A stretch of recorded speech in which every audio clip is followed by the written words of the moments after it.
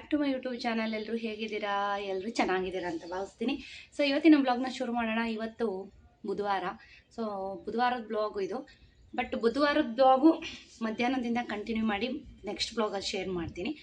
So ಅದಕ್ಕಿಂತ ಮುಂಚೆ ನೆನ್ನೆದೆಲ್ಲ ಒಂದು ಸ್ವಲ್ಪ ವೀಡಿಯೋಸ್ ಇದೆ, ನೋಡ್ಕೊಂಬನ್ನಿ.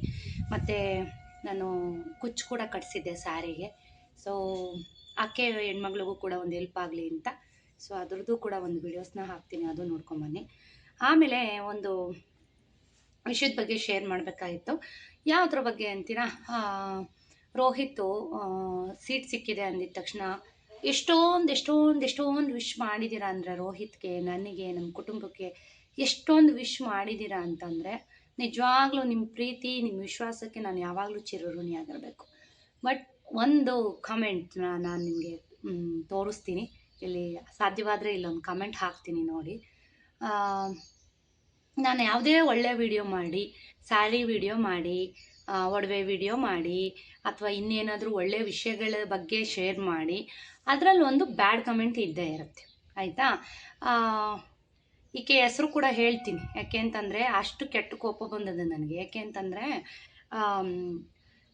ನಮ್ಮ ಬಗ್ಗೆ, ನಮ್ಮ ಮಕ್ಕಳ ಬಗ್ಗೆ ನನ್ನ ಮಕ್ಕಳ ಬಗ್ಗೆ ಮಾತಾಡ್ಬಿಟ್ರಂತೂ ನಾನು ಖಂಡಿತ ಸಹಿಸಲ್ಲ. ಯಾಕೆ ಅಂತಂದರೆ ಎಲ್ಲರೂ ವಿಶ್ ಮಾಡ್ತಾಯಿದ್ರ. ಮೊನ್ನೆ ರೋಹಿತ್ ಬಗ್ಗೆ ಸುಮಾರು ಡೌಟ್ಸ್ ಕೇಳಿದ್ರಲ್ಲ, ಅದ್ರ ಬಗ್ಗೆ ಹೇಳ್ತಾ ಇದ್ದೀನಿ ಅಂತ ಒಂದು ವಿಡಿಯೋ ಹಾಕಿದ್ದೆ. ಅದಕ್ಕೆ ಇವಳು ಯಾರೋ ಮಾತಾಯಿ ಶ್ರೀದೇವಿ ಅಂತೆ, ಅವಳ ಯೋಗ್ಯತೆಗೂ ಅಷ್ಟು ಬೆಂಕಿ ಹಾಕ. ಶ್ರೀದೇವಿ ಎಲ್ಲ ಮೂದೇವಿ ಅಂತ ಹೆಸರಿಡಬೇಕಾಗಿತ್ತು ಇವಳಿಗೆ. ಕಮೆಂಟ್ ಹಾಕ್ತೀನಿ ನೋಡಿ. ಎಷ್ಟು ಜನ ವಿಶ್ ಮಾಡಿದ್ದೀರ, ಎಷ್ಟೊಂದು ವಿಶಸ್ ಬಂದಿದೆ, ಇನ್ನೂ ವಿಶಸ್ ಬರ್ತಾನೆ ಇದೆ, ಆಯಿತಾ?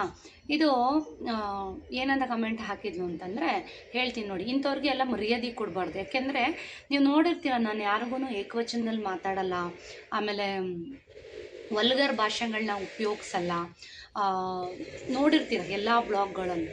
ಸೊ ಈಕೆ ಹೆಂಗೆ ಅಂತಂದರೆ, ನಾನು ಯಾವುದೇ ಒಳ್ಳೆ ವಿಡಿಯೋ ಹಾಕಿದ್ರೂ ಬಂದು ಕೆಟ್ಟದಾಗ ಕಮೆಂಟ್ ಹಾಕ್ತಾ ಇರ್ತಾಳೆ. ಇದು ಮಾರಾಯ್ತಿ ಇವಳಿಗೆ. ನನ್ನ ಕಂಡ್ರೆ ಏನೋ ಉರಿ ಅಂತ ಅನಿಸುತ್ತೆ. ರೋಹಿತ್ದು ಒಂದು ವಿಡಿಯೋ ಹಾಕಿದ್ನಲ್ವ, ಅದಕ್ಕೆ ಬಂದು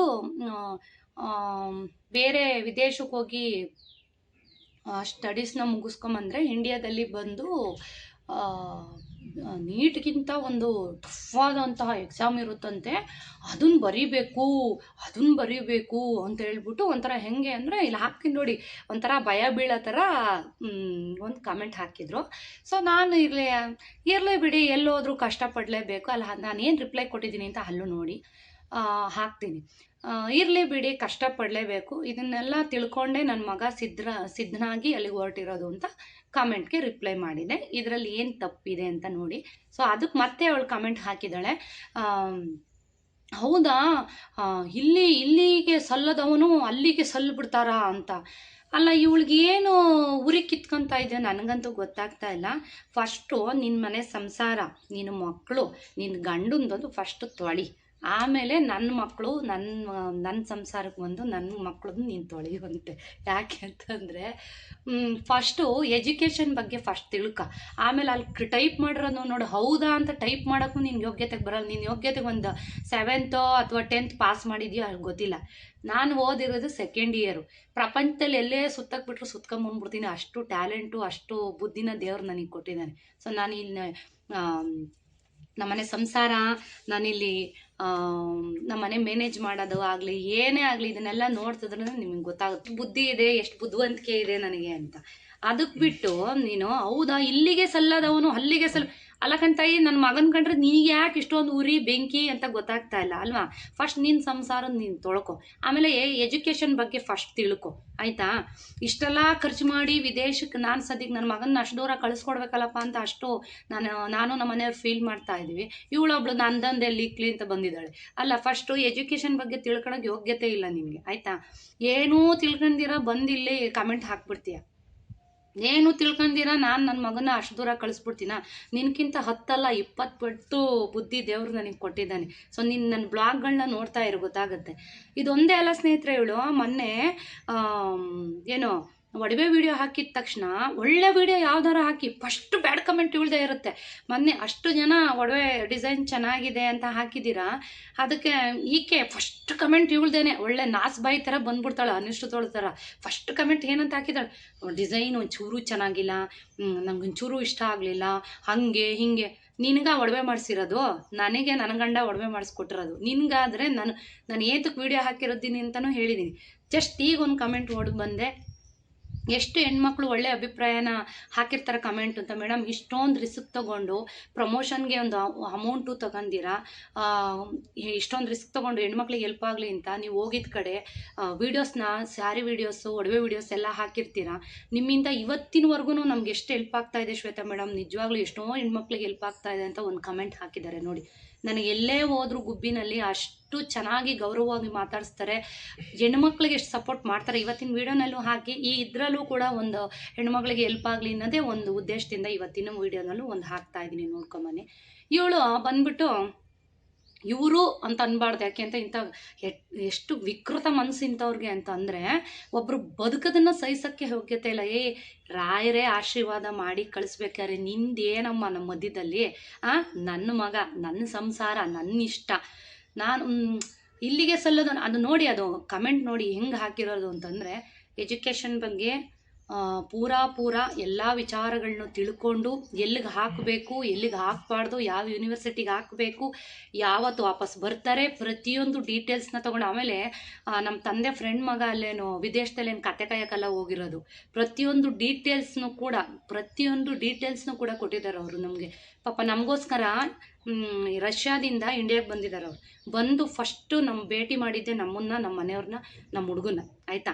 ಪ್ರತಿಯೊಂದು ಅಲ್ಲೇನು ಕತೆ ಕಾಯ್ತಾ ಇಲ್ಲ ಹುಡುಗ, ಗೊತ್ತಾಯ್ತಾ. ಅಷ್ಟೊಂದೆಲ್ಲ ಓದಿ ಫೈನಲ್ ಇಯರೋ ಏನೋ ಹುಡುಗ ಈ ಸಲ ಫಸ್ಟು MBBSನ ರಷ್ಯಾದಲ್ಲಿ ಮುಗಿಸ್ಕೊಂಡು ಬಂದುಬಿಟ್ಟು ಇಲ್ಲಿ ದೊಡ್ಡ ಎಕ್ಸಾಮ್ ಇರುತ್ತಂತೆ, ಅದು ಬರೀಬೇಕಂತೆ.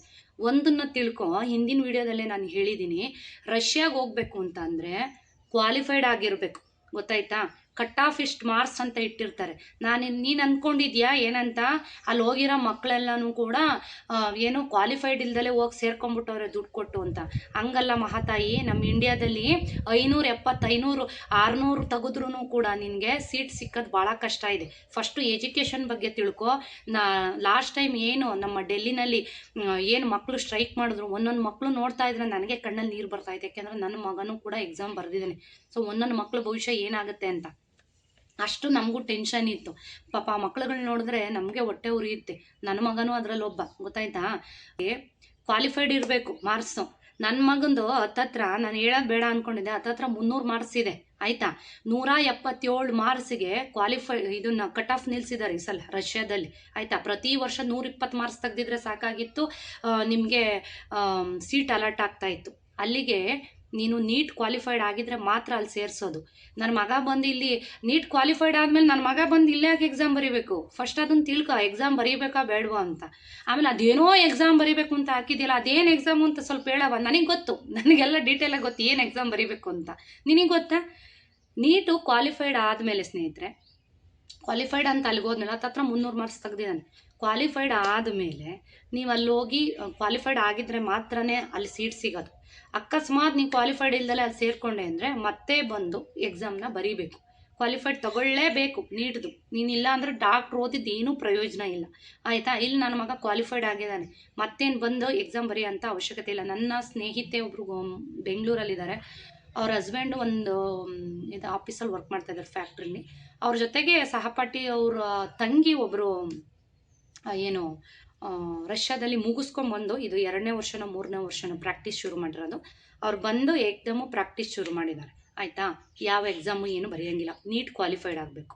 ಸೊ ಅದಾದಮೇಲೆ MD ಮಾಡಬೇಕು ಅಂತ ಅಂದರೆ ಇಲ್ಲಿ ಯಾರು ಇವಾಗ ರಷ್ಯಾಗೋ ಅಥವಾ ವಿದೇಶಕ್ಕೆ ಹೋಗಿ ಬೇರೆ ಕಂಟ್ರಿಗಳಲ್ಲಿ ಎಜುಕೇಷನ್ ಮಾಡಿದವರು ಇಲ್ಲಿ ಬಂದು ಯಾರೂ MD ಮಾಡೋಕ್ಕೆ ಇಷ್ಟಪಡಲ್ಲ. ಎಲ್ಲ ಮಕ್ಕಳು ಅಷ್ಟೇ, ಅಲ್ಲೇ MD ಮಾಡಿಬಿಡೋಣ ಅಂತ ಅಂತಾರೆ, ಆಯಿತಾ.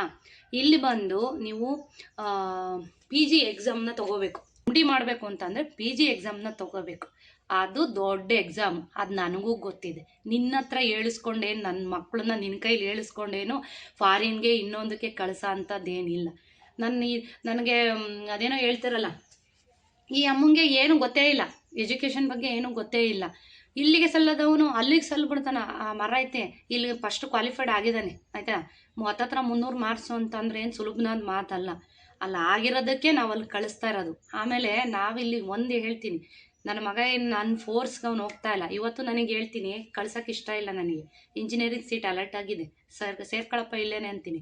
ಅವನು ಇಷ್ಟಪಟ್ಟು ನಾನು ಜೀವನದಲ್ಲಿ ಏನಾದರೂ ಒಂದು ಸಾಧನೆ ಮಾಡಲೇಬೇಕು ಅನ್ನೋ ಕಾರಣಕ್ಕೆ ಹೊರಟಿರೋದ್ರಿಂದ ನಾವೆಲ್ಲರೂ ಆರೈಸಿ ಕಳಿಸ್ತಾ ಇದ್ದೀವಿ. ಇತರೆ ನೀನೊಬ್ಬಳನ್ನ ಬಿಟ್ಟು ಇತರೆ ಎಲ್ಲ ಸ್ನೇಹಿತರು, ವ್ಯೂವರ್ಸು, ನನ್ನ ಯೂಟ್ಯೂಬ್ ಕುಟುಂಬ ಏನಿದೆ ಎಲ್ಲರೂ, ನನ್ನ ವೀಡಿಯೋಸ್ ಯಾರ್ಯಾರು ನೋಡ್ತಾರೆ ಎಲ್ಲರೂ ಕೂಡ ವಿಶ್ ಮಾಡಿದ್ದಾರೆ. ಜೊತೆಗೆ ಎಷ್ಟೋ ಜನ ನಂಬರ್ ತಗೊಂಡು ಫೋನ್ ಮಾಡಿ ವಿಶ್ ಮಾಡಿದ್ದಾರೆ. ಓಕೆನಾ? ಸೊ ಯಾರಿಗೂ ಕಾಣ್ದಿದ್ದು ಈಕೆಗೆ ಏನು ಎಜುಕೇಷನ್ ಬಗ್ಗೆ ಗೊತ್ತವ ನಿನಗೆ? ಯಾರು ಹೇಳಿಬಿಟ್ರವ ನಿನಗೆ ಬಂದು ಎಕ್ಸಾಮ್ ಬರೀಬೇಕು ಅಂತ? ನೀಟ್ ಕ್ವಾಲಿಫೈಡ್ ಆಗಿದ್ರೆ ಏನಕ್ಕೆ ಎಕ್ಸಾಮ್ ಬರೀಬೇಕು? ಎಷ್ಟೋ ಜನ ಪ್ರಾಕ್ಟೀಸ್ ಮಾಡ್ತಾ ಇದ್ದಾರೆ, ಸ್ವಂತ ಏನು ಕ್ಲಿನಿಕ್ಗಳನ್ನ ಇಟ್ಕೊಂಡಿದ್ದಾರೆ. ಬಂದು ಸ್ವಂತ ಕ್ಲಿನಿಕ್ ಇಡ್ಬೋದು ಗುಬ್ಬಿನಲ್ಲಿ. ರೋಹಿತ್ ಕ್ವಾಲಿಫೈಡ್ ಆಗಿರಬೇಕು. ಏನು ಗೊತ್ತಾ, ಯಾತ್ರದ್ದು ತಳ ಬುಡ ಏನು ಗೊತ್ತಿರಲ್ಲ, ಬಂದು ಕಮೆಂಟ್ ಹಾಕ್ಬಿಡ್ತೀಯ ನನ್ನ ವಿಡಿಯೋಗೆ. ಸೊ ಮೊದಲು ನೀನು ಏನು ಓದಿದೀಯ ಅಂತ ಕಮೆಂಟ್ ಮಾಡು, ಆಯ್ತಾ? ಹಾಂ, ಅದಕ್ಕೆ ನಮ್ಮ ರೋಹಿತ್ ಹೇಳ್ತೀನಿ ನಾನೇ ಆ ಅಮ್ಮಂಗೆ, ನಮ್ಮ ಮನೆಯವರು ನನ್ನ ಮನೆಯವರು ಇನ್ನೊಂದು ಏನಾರು ಕಮೆಂಟ್ ಬಂತು ಅಂದರೆ ನಿಂದು ಗೊತ್ತಾಯ್ತಾ, ನಿನ್ನೇನು ಕರ್ಸೋದೇನು ದೊಡ್ಡ ವಿಚಾರ ಅಲ್ಲ. ದೊಡ್ಡದು ಕಾಂಟ್ಯಾಕ್ಟ್ನ ಇಟ್ಟಿದ್ದೀನಿ.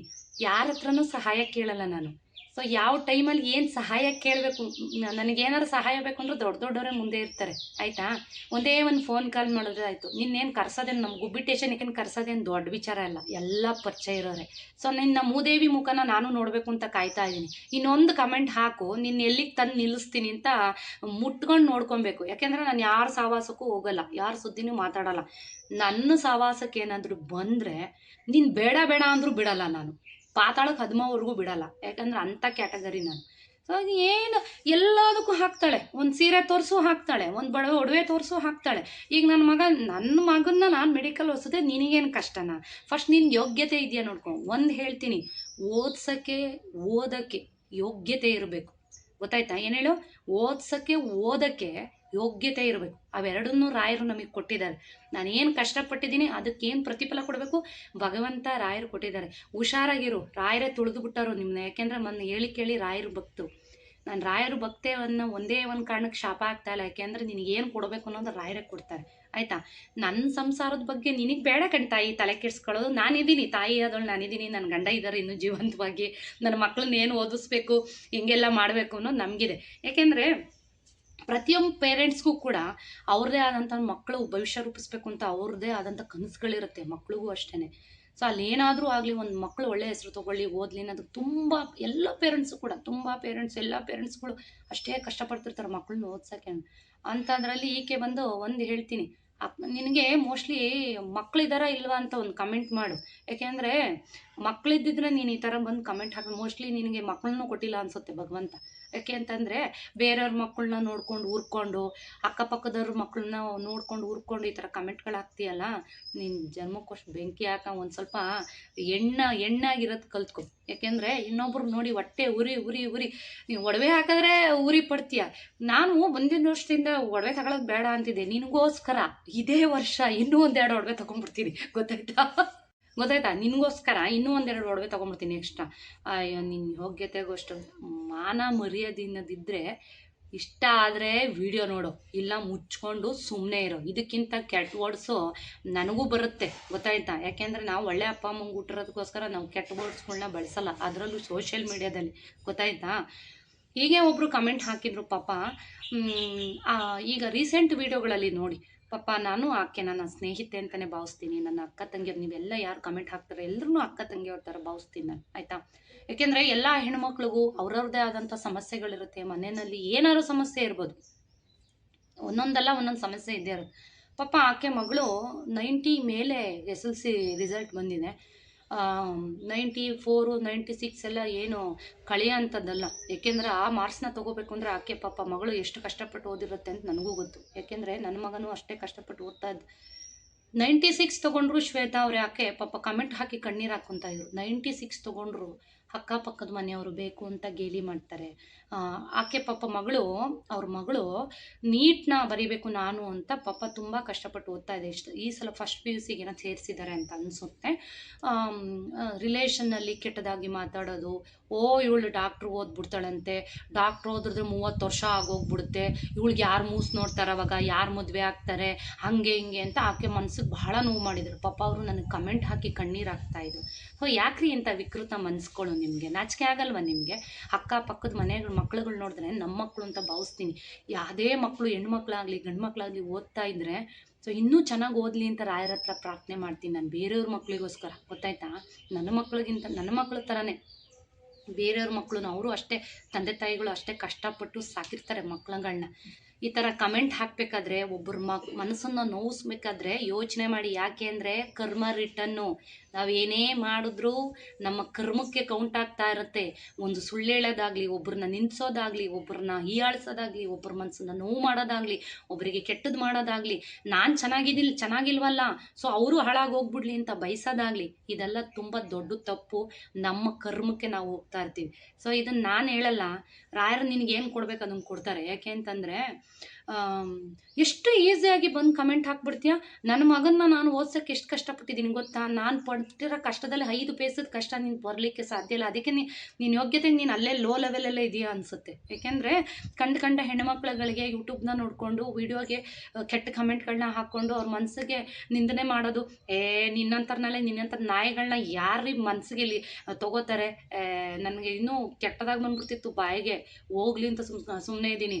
ಇನ್ನೂ ಒಂದ್ಸಲ ಕಮೆಂಟ್ ಹಾಕಿದ್ರೆ ನಮ್ಮ ಮನೆಯವ್ರು ಮಾತಾಡ್ತಾರೆ, ನನ್ನ ಮಗ ಮಾತಾಡ್ತಾನೆ, ಟೇಷನಲ್ಲಿ ಇರ್ತೀಯ, ಒಂದು ನೆನ್ಪಿಟ್ಕೊ. ಯಾಕೆಂದರೆ ನೀನು ಕರೆಸೋದೇನು ನನಗೇನು ದೊಡ್ಡ ವಿಚಾರ ಅಲ್ಲ, ಎಲ್ಲ ಸ್ಕ್ರೀನ್ಶಾಟ್ ತೆಗೆದು ಇಟ್ಕೊಂಡಿದ್ದೀನಿ.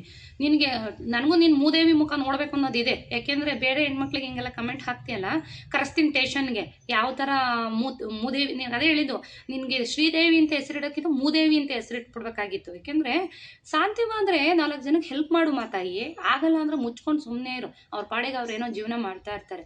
ಆಮೇಲೆ ನಿನಗೆ ಒಬ್ರನ್ನ ಕಂಡ್ರೆ ಸಹಿಸ್ಕೊಳಕ್ಕಾಗಲ್ಲ, ಆಯ್ತಲ್ವ? ಅದು ಗೊತ್ತಿಲ್ಲ. ಯಾಕೆಂದರೆ ಬೇರೆಯವ್ರ ಮಕ್ಕಳನ್ನು ನಿನ್ಸೋದನ್ನು ಫಸ್ಟ್ ಬಿಡು. ನಿನ್ನ ಮಕ್ಕಳ ಕಡೆ ಗಮನ ಕೊಡು, ನಿನ್ನ ಗಂಡನ ಕಡೆ ಗಮನ ಕೊಡು.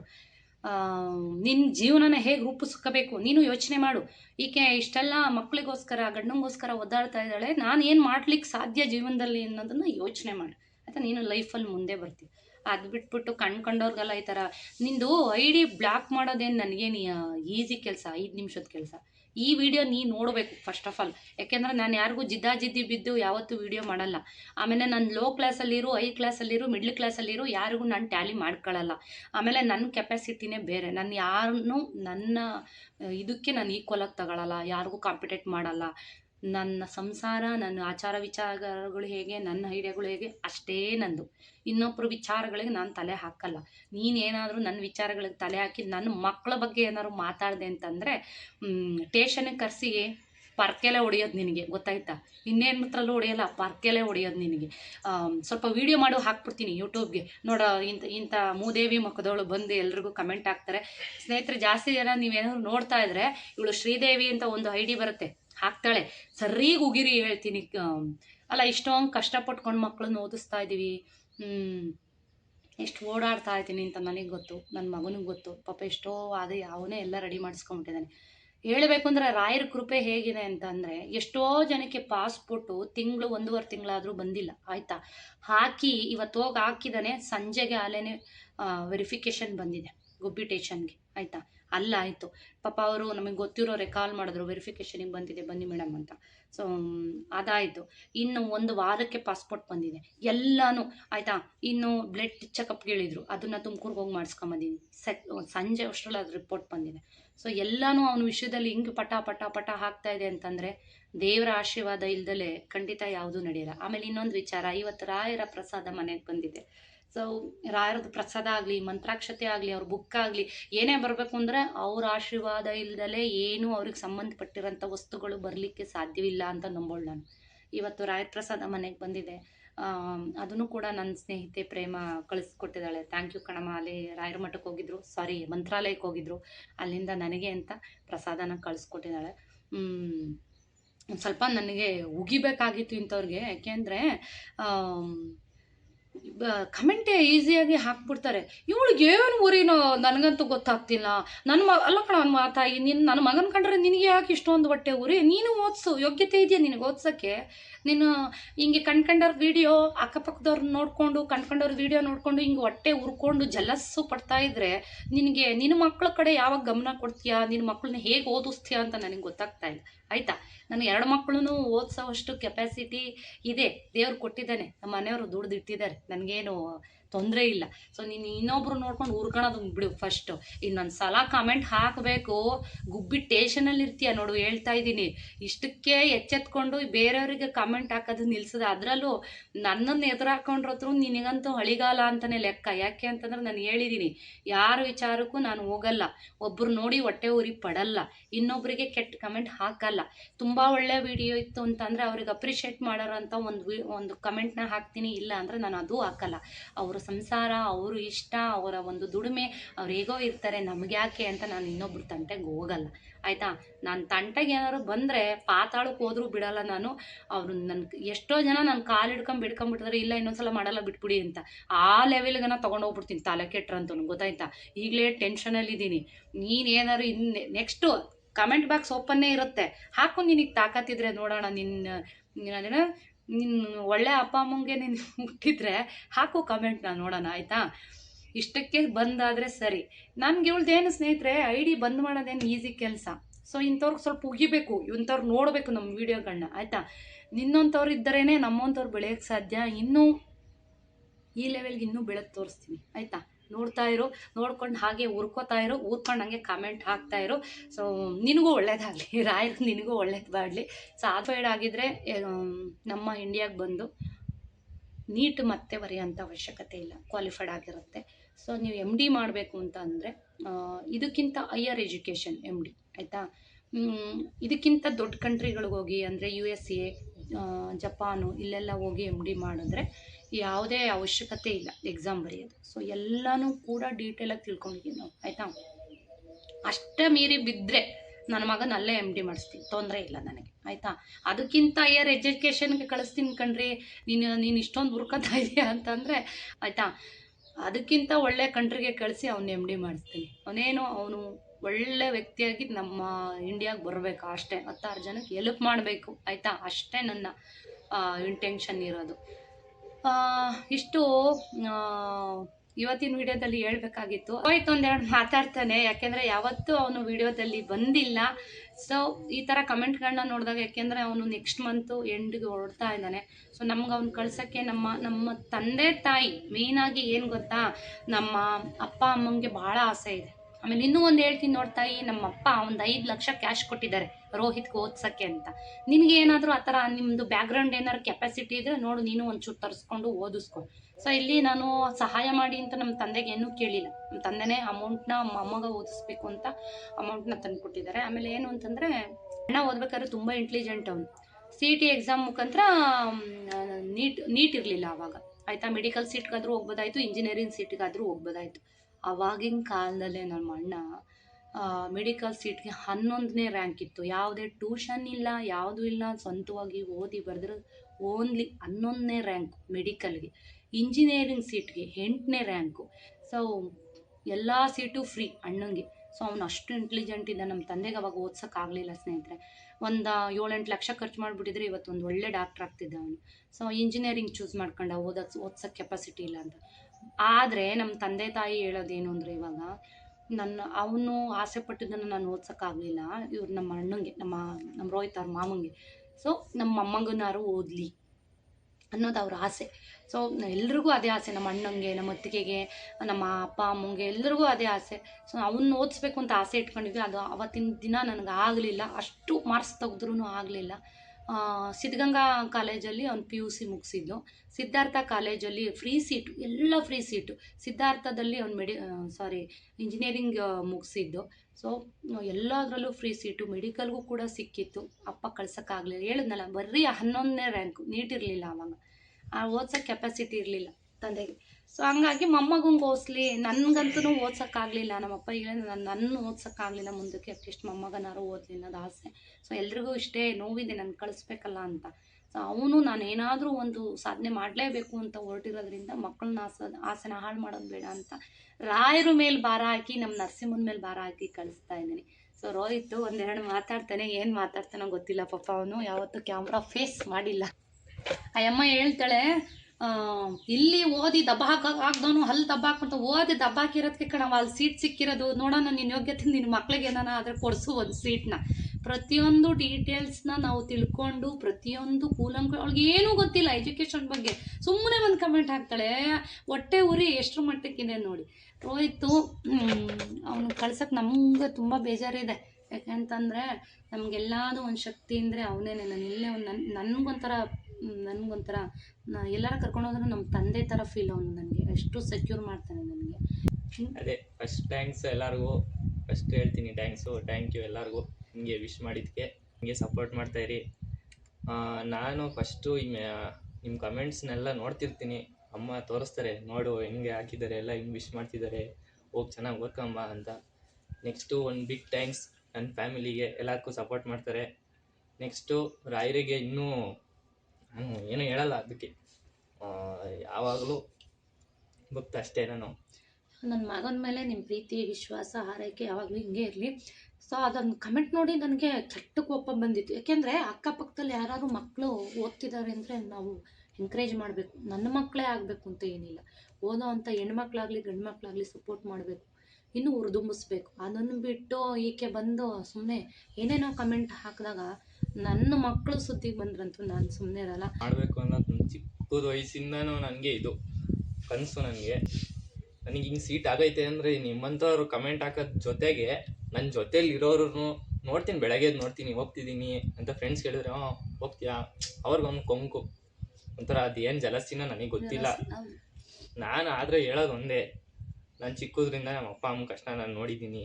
ನಾನು ಯಾವತ್ತೂ ವೀಡಿಯೋ ಮುಂದೆ ಬಂದು ಯಾವತ್ತೂ ಮಾತಾಡಿಲ್ಲ. ಒಂದು ಕ್ಲಾರಿಟಿ ಕೊಡ್ತೀನಿ, ನಾನು ಡಾಕ್ಟ್ರಾಗಿ ಇಂಡಿಯಾಗೆ ಇಳಿತೀನಿ.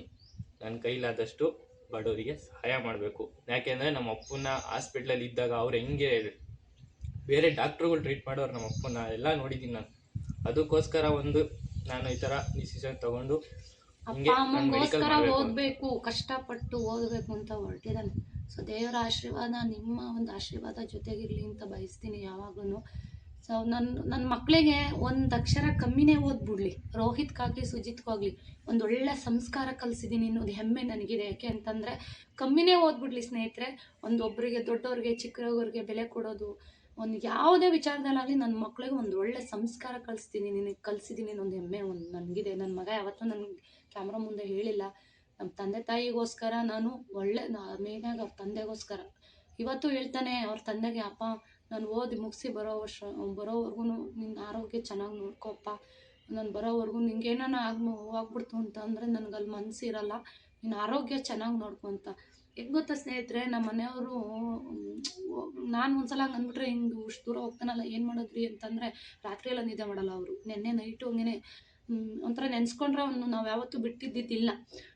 ಎಷ್ಟೋ ಜನ ರೋಹಿತ್ಗೆ ಫೋನ್ ಮಾಡಿ ಫ್ರೆಂಡ್ಸು ಕೇಳ್ತಾರೆ, ಅಮ್ಮ ಹೆಂಗೆ ಕಳ್ಸಕ್ಕೆ ಒಪ್ಕೊಂಡ್ರಪ್ಪ, ಅಮ್ಮ ಹೆಂಗಿದ್ದಾರೆ, ಏನು ಹೇಳ್ಕೊತಾ ಇಲ್ಲ, ಅಮ್ಮ ಭಾಳ ನೋವಿದೆ, ಏನು ಹೇಳ್ಕೊತಾ ಇಲ್ಲ ಅಂತ ಕೇಳ್ತಾನೆ ಇರ್ತಾರೆ ಫ್ರೆಂಡ್ಸ್ಗಳೆಲ್ಲ ಫೋನ್ ಮಾಡಿ. ನಾನು ಕಳ್ಸಕ್ಕೆ ಒಪ್ಕೊಂಡಿರೋದೇ ಹೆಚ್ಚು. ಸೊ ಅವನು ಇಷ್ಟಪಟ್ಟಿದ್ದಾನೆ ನಾವು ಒಂದೇ ಒಂದು ಕಾರಣಕ್ಕೆ, ಅವ್ನು ಏನಾದರೂ ಆಗಲಿ ದೇವ್ರ ಮೇಲೆ ಭಾರ ಹಾಕಿ ಕಳ್ಸಕ್ಕೆ ಒಪ್ಕೊಂಡಿದ್ದೀನಿ. ಸೊ ಎಲ್ಲದೂ ಕೂಡ ಟಕ ಟಕ ಟಕ ಟಕ ಕೆಲಸಗಳು ಆಗ್ತಾಯಿದ್ದಾವೆ ಅವ್ನು ಹೋಗ್ಲಿಕ್ಕೆ ಅಂತ. ಸೊ ದೇವರ ಆಶೀರ್ವಾದದಿಂದನೇ ಇದೆಲ್ಲ ಆಗಿರೋದು. ಪ್ರತಿಯೊಂದು ನಾನೇ ಓಡಾಡ್ಕೊಂಡು ಎಲ್ಲ ನಾನೇ ಮಾಡ್ಕೊಂಡಿದ್ದೀನಿ. ಅಪ್ಪ ಅಮ್ಮ ಮೇಲೆ ನಾನು ಇದನ್ನು ಮಾಡ್ತಿಲ್ಲ. ಪ್ರತಿಯೊಂದು ನನಗೆ ಏನೇನು ಬೇಕು, ಪಾಸ್ಪೋರ್ಟಿಂದ ಹಿಡಿದು ವೀಸಾದಿಂದ ಹಿಡಿದು ಎಲ್ಲ ಓಡಾಡಿಕೊಂಡು ಎಲ್ಲ ಮಾಡಿಸ್ಕೊಂಡಿದ್ದೀನಿ. ಪಾಸ್ಪೋರ್ಟು, ವೀಸಾ ಒಂದು ವೆರಿಫಿಕೇಷನ್ಗೆ ಹೋಗ್ಬೇಕು ಇವತ್ತು, ಅದು ಹೋಗುತ್ತೆ. ಪ್ರತಿಯೊಂದು ಎಲ್ಲ ರೆಡಿ ಮಾಡ್ಕೊಂಡಿದ್ದಾನೆ. ಸೊ ನಾವು ಕಳಿಸ್ಕೊಡೋದು ಅಷ್ಟೇ ಇರೋದು. ಸೊ ನಿಮ್ಮ ಪ್ರೀತಿ ಸಹಕಾರ ಯಾವಾಗಲೂ ನಮ್ಮ ಮೇಲೆ ಇರಲಿ. ಹಿಂಗೆ ನೋಡ್ತಾ ಇರಿ, ಸಪೋರ್ಟ್ ಮಾಡ್ತಾ ಇರಿ. ಇನ್ನೊಂದು ಇವರು ಹೇಳ್ತಾರೆ ನನಗೆ ಡೈಲಿ ಬೆಳಗ್ಗೆ ಎದ್ದು, ಹಿಂಗಿರ್ತೀಯಾ, ತಮ್ಮನ ಬಿಟ್ಟು ಹೆಂಗಿರ್ತೀಯಾ, ಅಳ್ತೀಯಾ, ಹಿಂಗಿರ್ತೀಯಾ ಅಂತ ಹೇಳ್ತಾನೆ ಇರ್ತಾರೆ. ಇವ್ರು ಬೆಳಗ್ಗೆ ನನ್ಗೆ ಅಳ್ತಾನೆ ಇರ್ತಾರೆ. ಬಟ್ ನಾನು ಹೇಳ್ಕೊಳಲ್ಲ, ನನಗೆ ಹೆಂಗೆ ಮನಸ್ಸಲ್ಲಿರುತ್ತೆ ನನ್ನ ಆಚೆ ತೋರಿಸ್ಕೊಳಲ್ಲ ಅಷ್ಟೇ. ಅವ್ರಿಗೆ ಗೊತ್ತಿಲ್ಲ, ಅವ್ರು ಬೆಳಗ್ಗೆ ಏರ್ತಿರ್ತಾರೆ. ಬಟ್ ಒಂದೊಂದು ನನ್ನ ಫ್ಯಾಮಿಲಿಗೆ ಮೇಯ್ನ್ಲಿ ನಮ್ಮ ಅಪ್ಪ ಅಮ್ಮಂಗೆ ಒಂದು ಪ್ರಾಮಿಸ್ ಮಾಡೋದೇನಂದರೆ, ನಾನು ನೀಟಾಗಿ ಓದ್ಕೊಂಡು ನಂದೇನಿದೆ ಮುಗಿಸ್ಕೊಂಡು ಬರ್ತೀನಿ ಅಷ್ಟೇ. ತಾಯಿಗೋಸ್ಕರ ಅಪ್ಪ ಅಮ್ಮಗೋಸ್ಕರ ಹೊರಟಿದ್ದಾನೆ. ಮೇಯ್ನಾಗಿ ನಮ್ಮ ಒಂದು ಇದರಲ್ಲಿ ಯಾರು ಮೆಡಿಕಲ್ ಇದನ್ನು ತುಳಿದಿಲ್ಲ ಸ್ನೇಹಿತರೆ. ಸೊ ಹಂಗಾಗಿ ಅವನು ಅದನ್ನೇ ಚೂಸ್ ಮಾಡ್ಕೊಂಡಿದ್ದಾನೆ. ಯಾಕೆ ಅಂತಂದರೆ ನಮ್ಮ ಇಂಜಿನಿಯರಿಂಗ್ ಮಾಡಿರೋರು ಸುಮಾರು ಹುಡುಗರುಗಳಿದ್ದಾರೆ. ಬಟ್ ರೋಹಿತ್ತು ಇಲ್ಲ, ಇದೊಂದು ಚಾಲೆಂಜ್ ಆಗಿ ತೊಗೊತೀನಿ, ನಾನು ಓದ್ತೀನಿ ಮಮ್ಮಿ, ಇಲ್ಲ ನಂಗೆ ಕಳಿಸ್ಕೊಡಿ ಅಂತ ತುಂಬ ರಿಕ್ವೆಸ್ಟ್ ಮಾಡಿದ್ರಿಂದ ಅವನಿಗೋಸ್ಕರ ನಾವು ಕಳಿಸ್ಕೊಡ್ತಾ ಇದ್ದೀವಿ. ಸೊ ನೋಡೋಣ ಹೀಗೆ ಮುಂದಿನ ದಿನಗಳು ಹೇಗಿರುತ್ತೆ ಏನು. ಸೊ ನನಗೆ ಹೇಳ್ಬೇಕು ಅಂದ್ರೆ ಅವ್ನು ಹೋಗ್ತಾನೆ ಅಂತ ನಂಗೆ ಹಬ್ಬ ಮಾಡಲಿಕ್ಕೆ ಮನಸ್ಸಿಲ್ಲ ಸ್ನೇಹಿತರೆ. ಅವ್ನು ಇಲ್ದಿದ್ದು ಏನು ನನಗೆ ನಿಜ ಎಲ್ಲನೂ ಸಪೋರ್ಟ್ ಮಾಡೋನು. ಮನೆಯಲ್ಲಿ ಕೆಲಸಗಳಾಗಲಿ, ಎಲ್ಲಾರ ಕರ್ಕೊಂಡು ಹೋಗೋದಾಗಲಿ, ನನಗೆ ಗೊತ್ತಾಗ್ದಿದ್ದಾಗಲಿ, ಕಷ್ಟದ ಕೆಲಸಗಳಾಗಲಿ ಎಲ್ಲ ಅವನೇ ಮಾಡಿಕೊಡೋನು. ಇವಾಗ ನನಗೆ ಯಾರಪ್ಪ ಮಾಡ್ಕೊಡ್ತಾರೆ ಅನ್ನೋ ಒಂದೊಂದ್ಸಲ ನೆನೆಸ್ಕೊತೀನಿ. ಆದರೂ ಕಷ್ಟ ಆದರೂ ಪರವಾಗಿಲ್ಲ. ಸೊ ಎಲ್ಲನೂ ಕೂಡ ಮಾಡ್ಕೊತೀನಿ ನಾನು. ಧೈರ್ಯವಾಗಿ ಹೋಗಿ ಓದ್ಕೊಂಬರಪ್ಪ ಅನ್ನೋದೊಂದು ಹೇಳಿದ್ದೀನಿ. ಸೊ ಅದ್ರ ಮಧ್ಯೆ ಈ ರೋಹಿತ್ ಯಾಕೆ ಬಂದ ವೀಡಿಯೋನಲ್ಲಿ ಅಂತಂದರೆ, ಈಕೆ ಯಾರೋ ಇವಳು ಕಮೆಂಟ್ ಮಾಡಿದ್ಲಲ್ಲ, ಸೊ ಅವಳಿಗೊಂದು ಕ್ಲಾರಿಟಿ ಸಿಗಲಿ ಅಂತ ಹತ್ತತ್ರ 300 ಮಾರ್ಕ್ಸ್ ತೆಗ್ದಿದ್ದಾನೆ ರೋಹಿತ್, ಆಯಿತಾ. ಅಲ್ಲಿ ಕ್ವಾಲಿಫೈಡ್ ಆಗಿರೋದಕ್ಕೇ ಅಲ್ಲಿ ಸೀಟ್ ಸಿಕ್ಕಿರೋದು. ತುಂಬ ಈಸಿ ಮಾತಲ್ಲ ಅಲ್ಲೆಲ್ಲ ನಿಮಗೆ ಆಮೇಲೆ ಎಷ್ಟೊಂದು ಜನಕ್ಕೆ ಓದಿಸ್ತೀನಿ ಅಂದ್ರೂ ಅಪ್ಪ ಅಮ್ಮ ಕಳ್ಸೋಕ್ಕೆ ಅವ್ರಿಗೆ ಸಪೋರ್ಟ್ ಇರಲ್ಲ ಫೈನಾನ್ಷಿಯಲಿ. ನನಗೆ ಸಪೋರ್ಟಾಗಿ ನಿಂತಿದ್ದಾರೆ. ಮೇಯ್ನ್ಲಿ ಸ್ಟೂಡೆಂಟ್ಸ್ಗೆ ಮೇಯ್ನ್ ಬೇಕಿರೋ ಸಪೋರ್ಟ್ ತಂದೆ ತಾಯಿದು ಮೇಯ್ನ್ ಸಪೋರ್ಟ್ ಇದ್ದರೆ ಅವ್ರು ಎಲ್ಲಿ ಏನು ಬೇಕಾದರೂ ಮಾಡ್ಕೊಂಬರ್ತಾರೆ. So parents support is very important ಅಷ್ಟೇ. ನಾವು ಇಲ್ಲಿ ಎಷ್ಟೇ ಕಷ್ಟ ಆದರೂ ಅವನಿಗೆ ಗೊತ್ತು. ಇವಾಗ ನಾನು ಎಷ್ಟು ಲೋನ್ಗೆಲ್ಲ ಎಷ್ಟು ಓಡಾಡ್ತಾ ಇದ್ದೀನಿ. ಲೋನ್ದು ಇನ್ನೂ 1-2 ಡೇಸ್ ಆಗುತ್ತೆ ಪ್ರೊಸೀಜರು. ಸೊ ಎಷ್ಟು ಓಡಾಡ್ತಾ ಇದ್ದೀನಿ ಅಮ್ಮ, ಇಷ್ಟೊಂದು ಹೇಳ್ತಾನೆ, ಮಮ್ಮಿ ಇಷ್ಟೊಂದು ಕಷ್ಟನ ಲೋನ್ ಮಾಡಿಸೋದು ಅಂತ. ಈ ಮನೆಗೆ ಲೋನ್ 25 ಲಕ್ಷ ನಾನು ಲೋನ್ ತೊಗೋಬೇಕಾದ್ರೆ 1 ತಿಂಗಳು ಓಡಾಡಿದ್ದೀನಿ. ಎಷ್ಟು ಕಣ್ಣಲ್ಲಿ ನೀರು ಹಾಕೊಂಡು ಓಡಾಡಿದ್ದೀನಿ. ಕಣ್ಣಲ್ಲಿ ನೀರು ಹಾಕಂದ್ರೆ ನನಗಷ್ಟೇ ಗೊತ್ತಾಗ್ತಿದೆ ನನಗೆ ಕಣ್ಣಲ್ಲಿ ನೀರು ಹಾಕ್ತಾ ಇರೋದು. ಬೇರೆಯವ್ರ ಮುಂದೆ ನಾನು ಕಣ್ಣೀರು ಹಾಕಿಲ್ಲ. ಯಾಕೆ ಅಂತಂದರೆ, ಇಲ್ಲ ಮುಂದೆ ಇಕ್ಕಿದ ಹೆಜ್ಜೆನ ಹಿಂದೆ ತೆಗಿಬಾರ್ದು, ಏನಾದರೂ ಒಂದು ಸಾಧಿಸ್ಬೇಕು ನಾನು. 25 ಲಕ್ಷ ಲೋನ್ ಮಾಡ್ಸೋಕ್ಕೆ ತುಂಬ ಈಸಿ ಅಲ್ಲ. ಅಷ್ಟು ಓಡಾಡಿ ಅಷ್ಟು ನಾವು ಕ್ಲಿಯರು ಮಾಡ್ಕೊಂಡಿದ್ದಾಯ್ತು. ಸೊ ಈಗ ರೋಹಿತ್ಗೆ ಸ್ವಲ್ಪ ಎಜುಕೇಷನ್ದಲ್ಲಿ ಒಂದು ಸ್ವಲ್ಪ ಹಾಕೋಣ ಅಂತ ಹೇಳ್ಬಿಟ್ಟು, ಸೊ ಹಂಗಾಗಿ ಸ್ವಲ್ಪ ಓಡಾಡ್ತಾ ಇದ್ದೀನಿ. ಎಲ್ಲ ರೆಡಿ ಆಗ್ತಾ ಇದೆ. ಸೊ ನಿಮ್ಮಂಥ ಎಲ್ಲ ಒಳ್ಳೆ ವ್ಯೂವರ್ಸ್ಗಳು, ಒಳ್ಳೆ ಸ್ನೇಹಿತರುಗಳು ಅದಕ್ಕೂ ಕೂಡ ತುಂಬಾ ಹೆಲ್ಪ್ ಮಾಡಿದ್ದೀರ. ಸೊ ಮೇಯ್ನಾಗಿ ನಾನು ಯಾರ ಹೆಲ್ಪ್ನು ಕೇಳಲ್ಲ. ಸೊ ನನ್ನ ಕೈಲಾಗಿದ್ದ ಸಹಾಯ ಯಾರಿಗೇ ಆಗಲಿ ಮಾಡ್ಲಿಕ್ಕೆ ಮುಂದೆ ಬರ್ತೀನಿ. ಎಷ್ಟು ಜನ ಹೇಳ್ತಾರೆ ಅಂತಂದರೆ, ಶ್ವೇತಾ ಮೇಡಮ್ಮು ಹೆಣ್ಮಕ್ಳಿಗೆ ಹೆಂಗೆಲ್ಲ ಸಪೋರ್ಟ್ ಮಾಡ್ತಾರಲ್ವಾ, ಹೆಣ್ಮಕ್ಳು ಅಂತಂದರೆ ಎಷ್ಟು ಸಪೋರ್ಟ್ ಮಾಡ್ತಾರೆ. ಯಾಕೆ ಅಂತಂದರೆ, ನಾವು ಲೈಫಲ್ಲಿ ಅಷ್ಟು ಕಷ್ಟ ಬಿದ್ದಿದ್ದೀವಿ ಕಣ್ರಿ. ಹೆಣ್ಮಕ್ಳು ಕಷ್ಟ ಏನು ಅಂತ ಗೊತ್ತು, ನಾವು ಒಂದು ಹೆಣ್ಣಾಗಿ.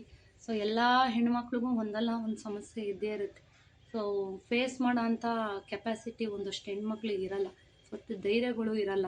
ಸೊ ನಾನು ಎಲ್ಲನೂ ತಲೆ ಮೇಲೆ ಹಾಕ್ಕೊಂಡು ಪ್ರತಿಯೊಂದೂ ಮಾಡಿದ್ದೀನಿ. ಆಕೆಗೆ ಏನು ಹೊಟ್ಟೆ ಉರಿ ಅಂತಂದರೆ, ಒಂದು ಲಾಸ್ಟ್ ಬ್ಲಾಗಲ್ಲಿ ಹೇಳಿದಂಗೆ ಗೃಹಿಣಿಯಾಗಿ ಏನೇನು ಮಾಡಬೇಕು ಎಲ್ಲನೂ ಮಾಡಿದ್ದೀನಿ. ಸೊ ಮನೆಗೆ ಒಂದು ಜವಾಬ್ದಾರಿಯುತ ಹೆಣ್ಣಾಗಿ ಮಾಡಿದ್ದೀನಿ ಮೇಯ್ನಾಗಿ, ಆಯಿತಾ. ಸೊ ನನ್ನ ಬಗ್ಗೆ ನಾನು ಹೇಳ್ಕೊಳ್ಳೋದು ಬೇಡ, ನಿಮ್ಗೆಲ್ರಿಗೂ ಗೊತ್ತಿದೆ, ಗುಬ್ಬಿಲಿ ಎಲ್ರಿಗೂ ಗೊತ್ತಿದೆ, ವ್ಯೂವರ್ಸ್ಗೆ ಎಲ್ರಿಗೂ ಗೊತ್ತಿದೆ ಎಷ್ಟೊಂದೆಲ್ಲ ಕಷ್ಟಪಟ್ಟು ಮೇಲೆ ಬಂದಿದ್ದೀವಿ ಅಂತ. ಕಷ್ಟಕ್ಕೆ ಪ್ರತಿಫಲ ರಾಯರು ಕೊಟ್ಟಿದ್ದಾರೆ ನಿಮಗೆ ಅಂತಲೂ ಎಷ್ಟೋ ಜನ ಪ್ರೀತಿಯಿಂದ ಹಾಕಿದ್ದೀರ comment. Thank you so much. So Rohit ಸಾಮಾನ್ಯವಾಗಿ ವೀಡಿಯೋನಲ್ಲಿ ಬರೋಕ್ಕೆ ಇಷ್ಟನೇ ಪಡಲ್ಲ. ಅವನು ಯಾವತ್ತು ನೀವು ನೋಡ್ತಿರ್ತಾರೆ ಬ್ಲಾಗ್ಗಳಲ್ಲಿ, ಅವನು ಎಲ್ಲಾದರೂ ವೀಡಿಯೋ ಮಾಡ್ತಿದ್ರೆ ಹಿಂಗೆ ಮರೆಯಾಗಿ ಹೊಟ್ಟೋಗ್ಬಿಡ್ತಾನೆ, ಬರಲ್ಲ ವೀಡಿಯೋ ಮುಂದೆ.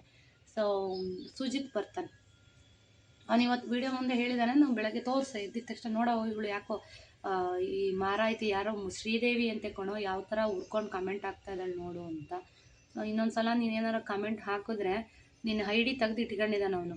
ಸೊ ಅವನೇ ಕರೆಸ್ಬಿಡ್ತಾನೆ. ಹೋಗೋ ವರ್ಷದಲ್ಲಿ ಟೇಷನಿಗೆ ಕರೆಸಿ ನಿನಗೆ ಸರಿಗೆ ಮಾಡೇನೆ ಕಳಿಸೋದು, ಆಯಿತಾ. ಹುಷಾರಾಗಿರು. ಸೊ ವಿಡಿಯೋ ನೋಡಿದ್ಮೇಲೆ ಶ್ವೇತಾ ತಲೆ ಕೆಡಿಸ್ಕೊಬಿಡಿ ಅಂತ ಹೇಳ್ತಾ ಇರ್ತೀರಾ. ತಲೆ ಕೆಡಿಸ್ಕೊಳ್ಳೋದಲ್ಲ ಸ್ನೇಹಿತರೆ. ಮಕ್ಕಳ ವಿಚಾರಕ್ಕೆ ಬಂದರೆ ನಾನಂತೂ ಮನುಷ್ಯಲಾಗಿರಲ್ಲ ಖಂಡಿತ. ಯಾಕೆ ಅಂತಂದರೆ, ಎಷ್ಟು ಕಷ್ಟಪಟ್ಟಿದ್ದೀನಿ ಅವ್ರುಗಳನ್ನ ಸಾಕೋಕ್ಕೆ ಅಂತ ನನಗೆ ಗೊತ್ತು, ಆಯಿತಾ. ಎಲ್ಲನೂ ಕೂಡ ವಿಡಿಯೋನಲ್ಲಿ ತೋರಿಸ್ತಾ ಇರ್ತೀನಿ, ನೋಡ್ತಾ ಇರ್ತೀರಾ. So thank you.